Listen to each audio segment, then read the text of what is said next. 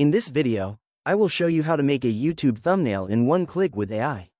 Let's get started. To begin, I open my web browser and navigate directly to thumbnailcreator.com.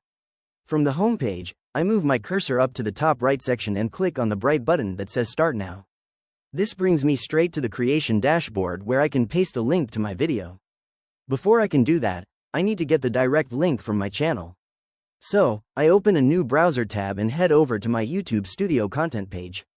Here, I locate the video I want to generate a thumbnail for, hover over the video row, click on the three vertical dots options menu, and select Get Shareable Link. I switch back to the Thumbnail Creator tab. I click inside the YouTube video URL input box, paste the link right into the field, and then click on the purple Generate My Preview button below. At this point, the AI instantly starts working on the video in real time. On the right side, you can see the step-by-step progress status as the AI analyzes the video content, identifies the best visual moments, creates a custom eye-catching layout, and renders the final thumbnail preview. Once the rendering process is complete, the brand new AI-generated thumbnail appears right on the left panel, perfectly tailored to match the topic of the video.